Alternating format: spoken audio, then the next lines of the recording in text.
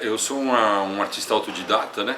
E não vou dizer que eu desenho desde criança, mas né, na escola a gente teve a matéria Educação Artística, sempre fui bom aluno nessa matéria, mas eu nunca fui bom desenhista, nunca soube desenhar. E o meu interesse pela arte, pelo grafite veio em 95 através do movimento hip hop. Então meu primeiro contato oficial com arte mesmo, eu me julgo, me denomino em 95, quando eu comecei a escrever meu nome, Zezão, com aquela forma clássica, nova-iorquina, white style, letra. E foi ali que eu vi que eu ia para arte, mas sem aquela pretensão artística, de ser artista, até porque né, eu não tenho formação nenhuma, sou um artista autodidata, nunca, como disse, não sei desenhar nada. E aí eu simplesmente comecei a escrever meu nome na década de 90, né? E aí começa toda uma história, através desse primeiro contato com hip hop, onde eu comecei a escrever meu nome colorido, com letras gordinhas, white style, tag. Depois é que começa uma história de desenvolvimento mesmo.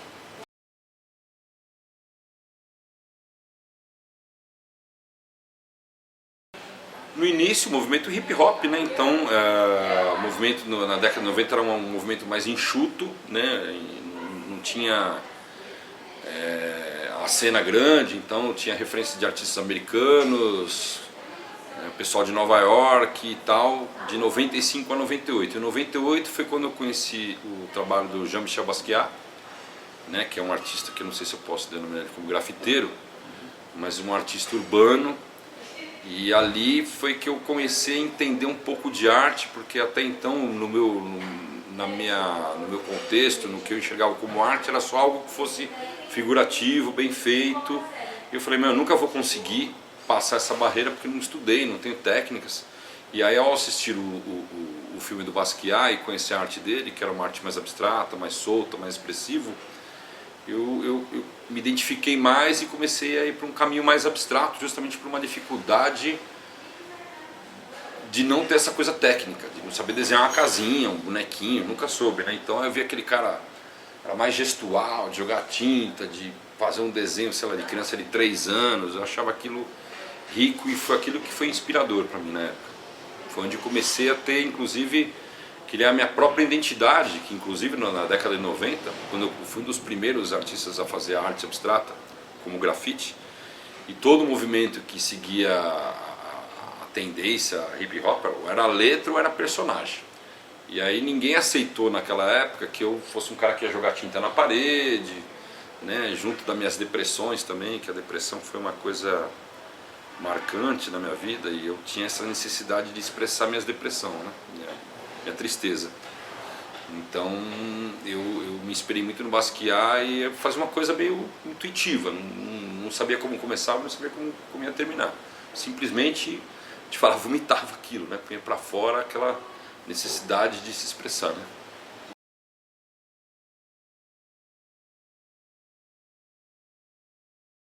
Atualmente eu tenho uma coisa de praticar o grafite ainda por uma necessidade mesmo de me expressar e falar, eu quero ter um reconhecimento de estar com a minha arte em todas as quebradas, em todos os bairros, seja em comunidade, seja em avenida, né? Hoje, inclusive, né, já há muitos anos eu tenho também essa coisa de demarcar espaços abandonados, lugares que não são povoados, então tipo assim, né, já fui julgado até tipo egoísta de pintar um lugar que ninguém vai ver, né?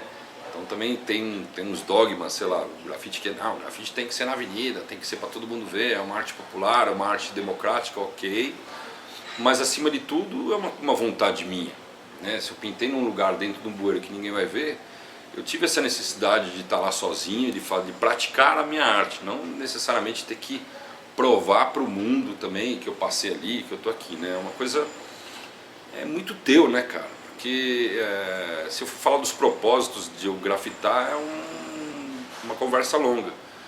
Mas sempre em primeiro lugar por uma questão mais minha, pessoal mesmo, e não de autoafirmação, de falar, galera, eu tô vivo, passei aqui, entro lá e tiro uma foto e vou embora, entendeu? Acho que essa que é a pegada, né? O cara não passa no dia que passa naquele dia na avenida e fala assim, nossa, olha o Zezão passou por aqui, isso que é legal, né? essa surpresa, né? Um dia não tem nada, no outro dia tem, né? Eu acho que isso que é interessante. E eu também, a minha necessidade na época era espalhar meu nome o máximo possível onde eu pudesse espalhar meu nome, né? Era muito mais uma preocupação com o meu Ibope do que uma questão assim artística, né? Eu tinha a intenção de falar assim, meu Zezão em todo canto da cidade para dizer que eu passei por aqui como um pichador, né? Que eu também fui um pichador, então eu acho que já vem dessa época uma necessidade de se expressar, e a arte sempre foi um veículo de expressão, né? Então acho que mais ou menos assim que eu vejo.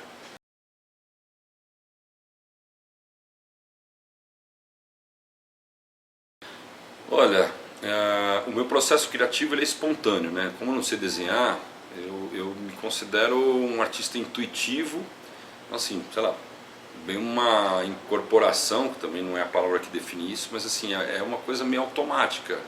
Eu pego spray, eu não sei como começa e não sei como termina, né? Inclusive estou num processo aqui que você acompanhou, que para muitos falam, nossa, ficou lindo o trabalho, mas eu sei que ainda tem algumas coisas a fazer. E às vezes tem um momento que eu falo assim, meu, parei, porque senão a gente não acaba nunca, né? Então o meu processo criativo é dessa forma, e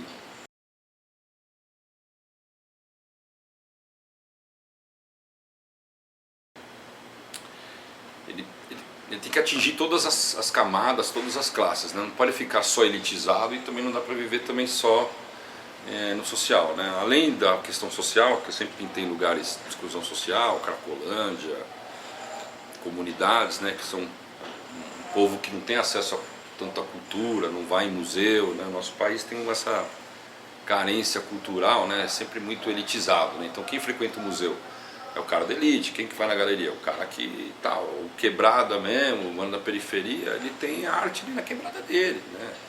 Então é muito prazeroso você ir numa comunidade deixar a tua arte para aquela tiazinha que nem sabe o que é grafite, o nordestino, né? Assim, o povo mais carente de cultura, né? Então acho que eu vejo mais o meu grafite onde ele impactua mais nessa questão, entendeu? Porque os outros lugares já é meio, as pessoas conhecem, o grafite virou uma coisa também um pouco elitizada, né? Então você vai, sei lá, o bairro da Vila Madalena, que é um bairro que eu não sinto a menor vontade de grafitar, eu vejo aquele lugar como meio um shopping do grafite, sabe? Uma coisa gourmetizada, tipo, todo mundo vai lá, tira selfie, e ninguém quer ir na quebrada, né? Eu conheço São Mateus, Jardim Colombo, hoje estão virando lugares hiper icônicos, de tipo uma quebrada totalmente pintada, entendeu? Então, só que é mais fácil ir na Vila Madalena, porque é mais tranquilo, mais seguro, é mais hype, né? Tá mais hypado o negócio, e ninguém quer ir lá no fundão conhecer o trabalho dos artistas da quebrada para ver o mesmo potencial que tem, né? Então eu me identifico mais com esse lado comunidade, quebrada, do que ter minha arte lá num lugar que sabe, não faz sentido para mim ter minha arte lá. Eu acho que lá inclusive o grafite ele nem tem valor.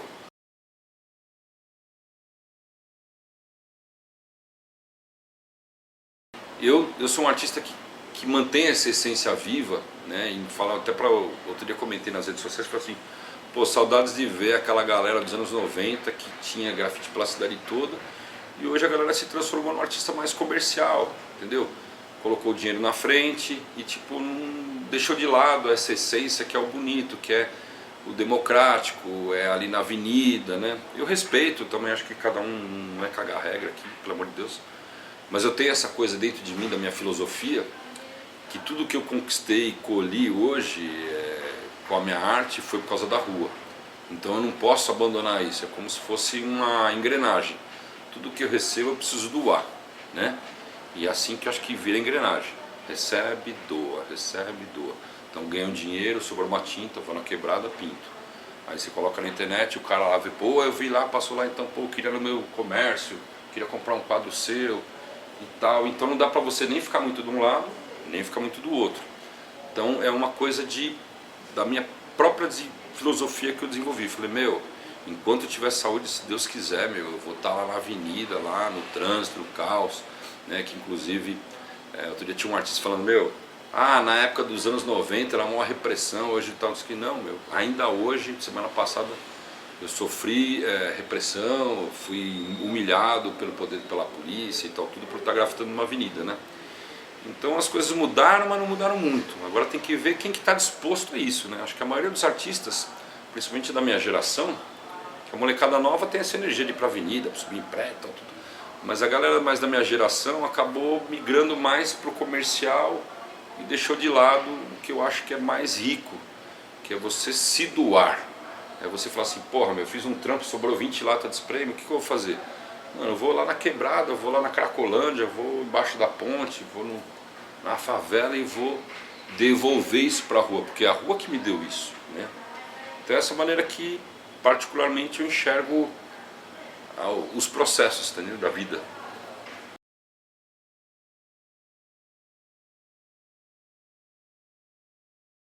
O reconhecimento também tem dois pesos e duas medidas, né? É muito legal você ter um reconhecimento pelo mainstream, por um crítico de arte, por um galerista, por um colecionador, um curador, isso é legal. Porque são pessoas que vão te colocar, vão te dar oportunidades no meio da arte. Mas cara, eu tenho assim exemplos que é muito mais rico de você numa região de exclusão social, o cara que mora embaixo da ponte fala assim, nossa mano, é você que faz esse desenho? Eu falei, é porque, velho, eu já vi esse desenho demais em vários lugares. Eu falei assim, irmão, você só anda em lugar feio, hein, mano, só em quebrada, porque ele, eu já vi em várias quebradas e tal, tudo. Então, ter o reconhecimento desse tipo de sociedade, desse tipo de público, pra mim é muito mais, não sei se é muito mais forte, né? Porque também não posso ser hipócrita e tá cagando, menosprezando a elite, esses caras que estudaram, que me deram essas oportunidades. Mas o cara que nem sabe meu nome, que não tem acesso à internet, fala assim, irmão, eu vim embaixo da ponte, eu vim lá na favela, eu vim lá no Rio Tietê, outro dia fui tomar um banho no esgoto, tinha até uma arte sua lá e tal. Então isso pra mim, cara, talvez tem mais força, esse reconhecimento de um público que é um público excluído da sociedade, do que de fato para um público mais elitizado, mais do meio da arte, entendeu? Então isso pra mim, cara, quando eu recebo um elogio do morador de rua, de um craqueiro, de um cara que tá numa pior, cara, isso me toca muito mais do que um cara que me estudou, que é um doutor da arte, o cara, o crítico, um cara que realmente estudou arte, né?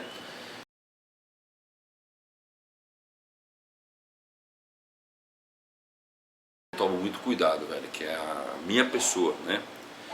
E, inclusive, hoje quando a gente fala de arte, artista, eu vejo na cena que tem dois tipos de artista. O cara que fala, ó, eu sou o cara que, que fiz, que aconteceu, não sei o quê, e essa aqui é a minha arte. E tem o outro tipo de artista que fala assim, ó, mano, essa aqui é a minha arte, eu fiz tudo isso aqui e quem faz aqui sou eu. Eu me vejo mais nesse tipo de artista, entendeu? A minha imagem não quer dizer nada, mano. O que interessa é a minha arte. Minha arte fala por mim. E já tem gente que é coisa do ego, que fala assim, não, porque eu sou o cara que fiz, e bababá, bababá, babá. Minha arte é essa aqui, porque eu sou foda e tal. Então, às vezes eu nem prefiro aparecer. Acho que a minha arte é que tem que estar em evidência. O protagonismo é da minha arte, não eu como artista, né? Mas ao mesmo tempo também não sou um cara anonimato, que estou me escondendo, que não, né, não sou. Tem um monte de artista também que não gosta de se expor e tal, porque até uma... Eu vejo até como marketing isso daí, né? Ser anonimato, nunca ninguém viu o cara, só conhece a arte. Então, eu, cara, uma coisa que eu não tenho é essa coisa de colocar o ego, entendeu? De falar assim, mano, ó, eu sou o Zezão, entendeu? Você tá ligado, mano? Ó, mano, a minha arte é aqui. Agora vamos sentar aqui no chão comer um pão com mortadela, entendeu? Vamos ajudar o mendigo lá a puxar uma carroça? Bora, entendeu? Acho que isso é a minha essência mesmo, da onde eu vim, entendeu?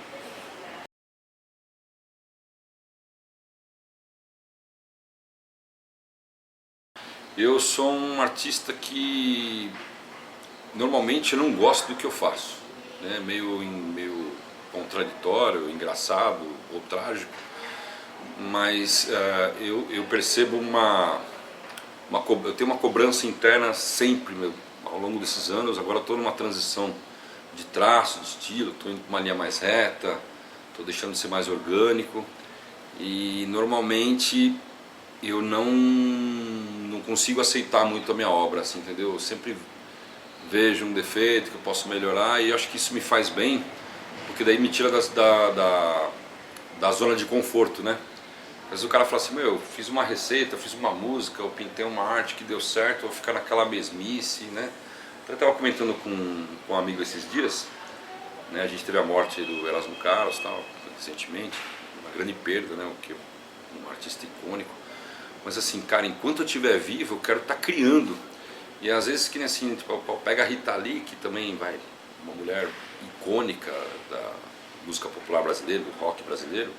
Mas cara, quantos anos não tem uma música, né? Então o cara gravou aquele CD, aquele disco, deu certo sucesso e já era, né? Então isso sim, é uma decisão, uma escolha de cada artista. Eu não, cara, eu enquanto estiver vivo, eu preciso estar me reinventando sempre, mostrando um trabalho novo e tal, porque senão, eu já pintei, olha, eu já gravei filme, já tenho livro, já pintei o mundo todo, já deixei meu legado, agora eu quero só receber, sabe, royalties. Eu acho que o artista nato mesmo, cara, ele tem essa inquietude, entendeu? De estar se reinventando ou estar praticando, né? Então, eu pretendo ir até o último dia da minha vida, né? Pode ser que a minha última obra eu não vou conseguir acabar, mas enquanto eu estiver vivo, cara, eu vou estar querendo produzir, criando né, e tendo energia para pintar na rua, que eu acho que é muito importante, né?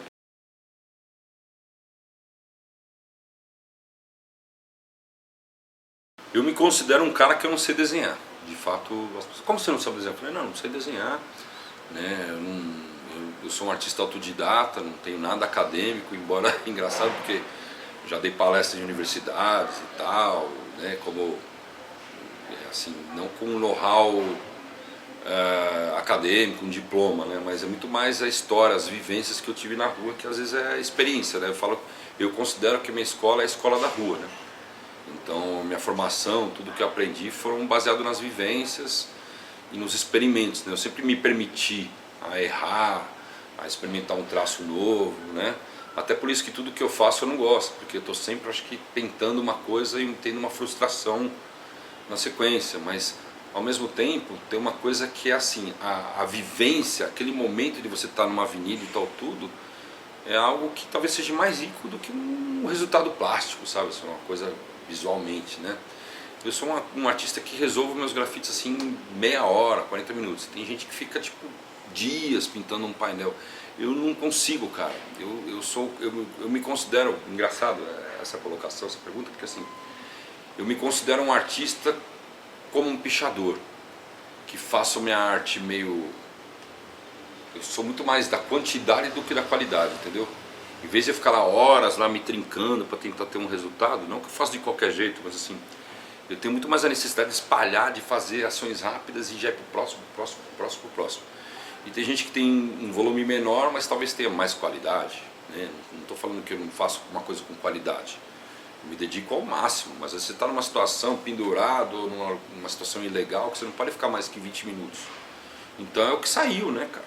Eu não vou lá com sketch, projeta lá. Hoje tem até aplicativo que você põe lá na parede com um xizinho e as pessoas projetam lá, né? Eu sou um cara que, meu, desce um negócio em mim e a minha mão vai sozinho. E aí chega uma hora que eu falo assim, ó, é isso. E desapega, cara, e vai embora, porque vamos pro próximo, né? Então eu sou esse tipo de... me vejo assim, como artista.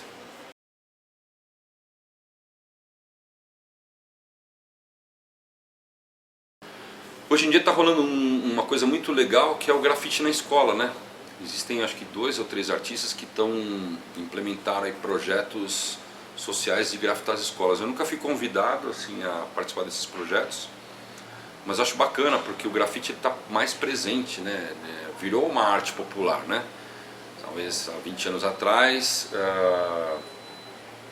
não era tão popular essa arte, mas hoje em dia, cara, eu acho muito legal porque é uma maneira também de você inserir essa molecada, tirar essa molecada do crime, né, ocupar a mente dessas crianças com cultura. A gente fala de grafite, mas tem o esporte, o hip hop, né, que tem o break, DJ, o MC, tem muita gente que tem uma caminhada igual a minha, que veio lá de baixo, que não estudou, mas que nasceu com talento, né, cara? E que resistiu, que persistiu, que correu atrás, porque também nada caiu do céu, né, cara? Até hoje é muito difícil, as minhas conquistas, elas são muito suadas, mesmo a gente tendo um know-how artístico, cara.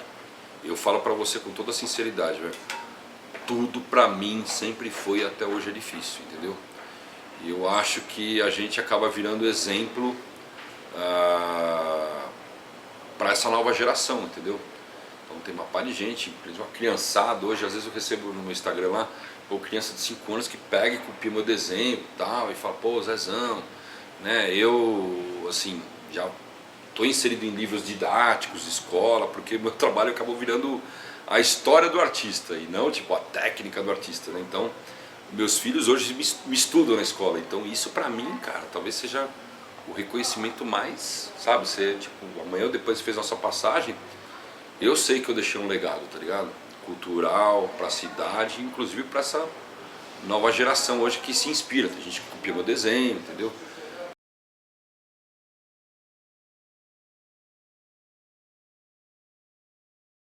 Não, o grafite e a pichação se enquadram no mesmo crime, né? Eu fui enquadrado aí segunda-feira passada para a Polícia Ambiental, porque o grafite e a pichação se enquadram ao crime ambiental, né?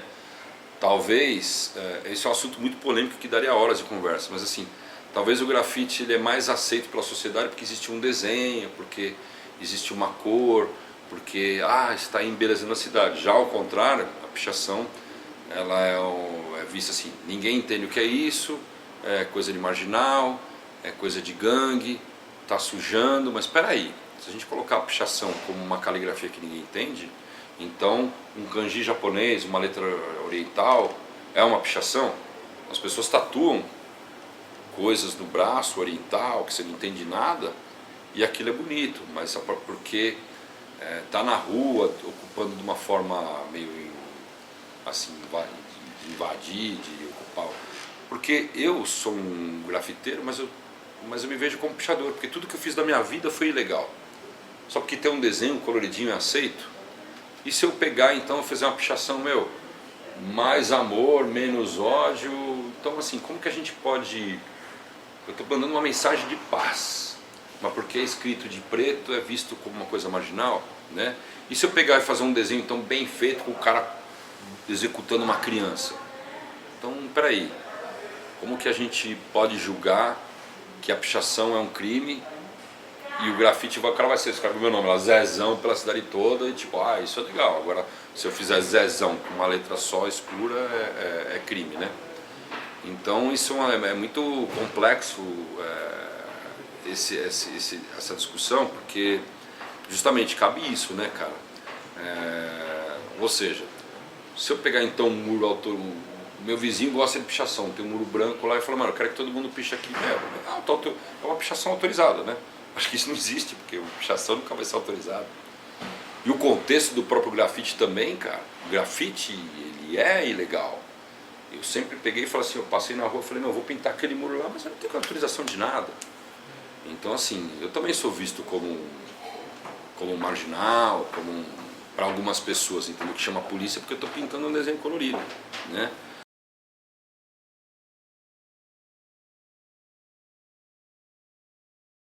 Eu acho que assim, hoje em dia, cara, eu vejo muitos artistas que fazem o grafite por causa de internet, entendeu? Eu sou de uma época que não tinha internet, não tinha Facebook, as pessoas, para ver o grafite, elas tinham que ir para a avenida, né?